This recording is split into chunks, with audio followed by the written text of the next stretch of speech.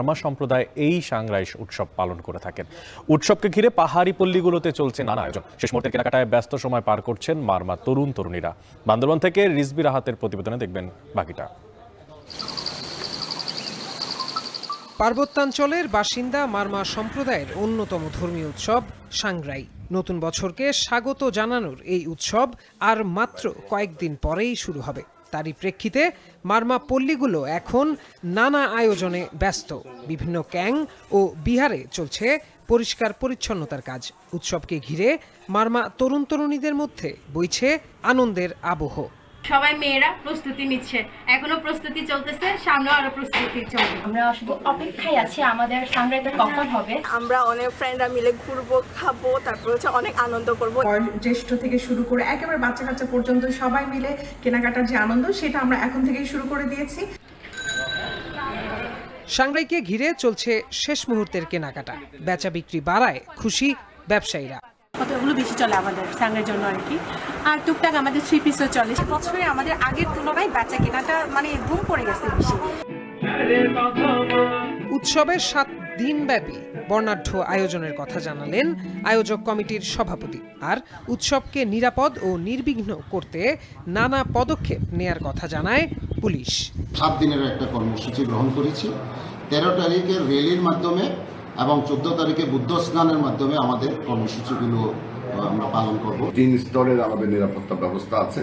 পাশাপাশি আমাদের mobile party, petrol party এবং ফুড পেট্রোল পার্টি আমাদের এই উৎসবটা যাতে সুন্দরভাবে হয়। আগামী 12 থেকে 18 এপ্রিল জলকেলি, পিঠা তৈরি, বৌদ্ধ মূর্তি স্নান, বয়স্ক পূজা, হাজারো প্রদীপ প্রজ্বলন ও নিজস্ব ঐতিহ্যবাহী সাংস্কৃতিক অনুষ্ঠানের মধ্য দিয়ে নতুন বছরকে বরণ করবেন মারমারা। এখন বান্দরবান। সাংগ্রাই উৎসবের প্রস্তুতির বিস্তারিত জানাতে বান্দরবান থেকে যুক্ত হচ্ছেন সহকর্মী রিজবি রাহাত। রিজবি, আপনার থেকে জানতে চাই যে এই সাংগ্রাই উৎসবের প্রস্তুতি কেমন দেখতে পাচ্ছেন, আর পাশাপাশি সপ্তাহব্যাপী অনুষ্ঠানে কোন দিন কোন আয়োজন হয় সে ব্যাপারেই আপনার থেকে ধারণা পেতে চাই। অনেক সারা বছরই কিন্তু পাহাড় জুড়ে যে আমরা পাহাড়ি অঞ্চলের মানুষ কিন্তু আনন্দে মাতোয়ারা থাকে। তো বিশেষ করে সাংগ্রাই উৎসবের কিন্তু একটু বাড়তি আনন্দ যোগছে। তো বর্ষবরণ অনুষ্ঠানে আমরা দেখি পাহাড়ে প্রায় 7টা ব্যাপী কিন্তু নানা আয়োজনের অনুষ্ঠান চলে। তো আমরা কিছুদিন ধরে বিভিন্ন এলাকায় গিয়ে দেখেছি যে পাহাড়ের পল্লীগুলোতে আসলে প্রস্তুতি গ্রহণ করা হচ্ছে বর্ষবরণকে বরণ করার জন্য। তো যেমনটি বর্ষবরণ করার জন্য সারা পাহাড় গুলোতে যেমন প্রস্তুতি নেওয়া হচ্ছে, বিহার গুলোতে কিন্তু পরিষ্কার পরিচ্ছন্নতার কাজ চলছে।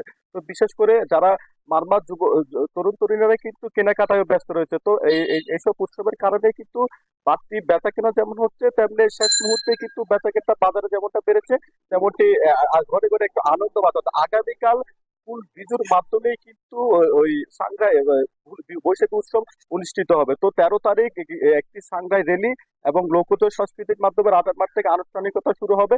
তো 16, 15 এবং 18, 17 তারিখ কিন্তু জলকেলির মাধ্যমে কিন্তু 18 তারিখ কিন্তু একদম শেষ পর্যায়ে কিন্তু জলকেলির মাধ্যমে পাহাড়ি উৎসবগুলো শেষ হবে। তো একটি বিষয় জানিয়ে রাখি যে আগামীকাল যে ফুল পিছুর মাধ্যমে তঞ্চঙ্গারা তারা সাঙ্গু নদীতে ফুল ছিটিয়ে কিন্তু এই বৈশাখী উৎসবকে বরণ করে নিবে।